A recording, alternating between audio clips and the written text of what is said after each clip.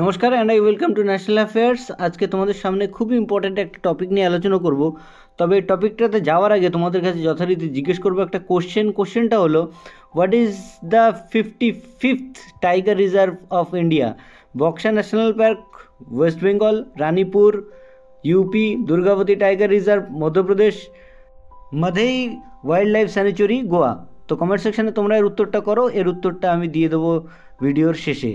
তো আজকে আমাদের যে টপিক সেটা হলো যে রিসেন্টলি শিমলিপাল যে টাইগার রিজার্ভ উড়িষ্যাতে অবস্থিত, এই শিমলিপাল টাইগার রিজার্ভে ব্ল্যাক কালারের, তোমরা স্ক্রিনে দেখতেই পাচ্ছ, এই কালো রঙের বাঘ কিন্তু দেখা গেছে। এটা খুবই বিরল প্রজাতির একটা বাঘ। যে বাঘটার অরিজিনালি সায়েন্টিফিক নেম হলো মেলানিস্টিক টাইগার। এই মেলানিস্টিক টাইগার ভারতবর্ষে টোটাল মোট 12টা আছে, তার মধ্যে সবথেকে বেশি পরিমাণে কিন্তু এই শিমলিপাল টাইগার রিজার্ভেই আছে। তো তোমরা এখানে আমাকে জিজ্ঞেস করতেই পারো যে স্যার মোট 12টা?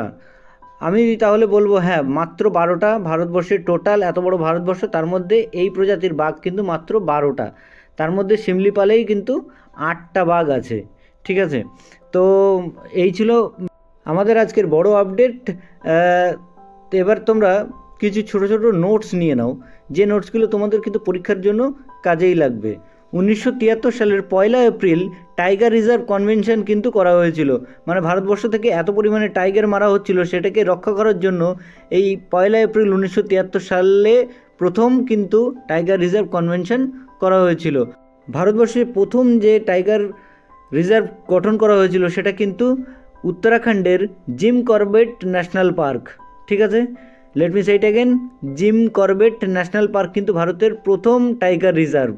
এবং 29শে জুলাই প্রতি বছর কিন্তু ইন্টারন্যাশনাল টাইগার ডেও কিন্তু পালন করা হয়। এবং ভারতবর্ষে সবথেকে বেশি পরিমাণে বাঘ যে স্টেটে পাওয়া যায় সেটা হলো মধ্যপ্রদেশ। তো এই ছিল আমাদের আজকের টপিক। এবার আমরা চলে আসবো আমাদের কোশ্চেনটাতে। কোশ্চেনটা ছিল, what is the 55th tiger reserve of India? তো এখানে আমরা জানি যে রানীপুর 53 নম্বর tiger reserve, Durgavati tiger reserve হলো 54 নম্বর টাইগার রিজার্ভ, এবং Madei wild life sanctuary Goa, এটা কিন্তু 55th নম্বর টাইগার রিজার্ভ। তোমরা এটাকে ভালো করে নোট ডাউনও করে রেখো, তোমাদের পরীক্ষায় কিন্তু আসতে পারে এটা। তো এই ছিল আমাদের আজকের টপিক। আশা করছি তোমাদের ইনফরমেটিভ লেগেছে ভিডিওটা। সামনে কোনো একটা ইম্পর্টেন্ট টপিক নিয়ে এসে আমি আবার হাজির হব।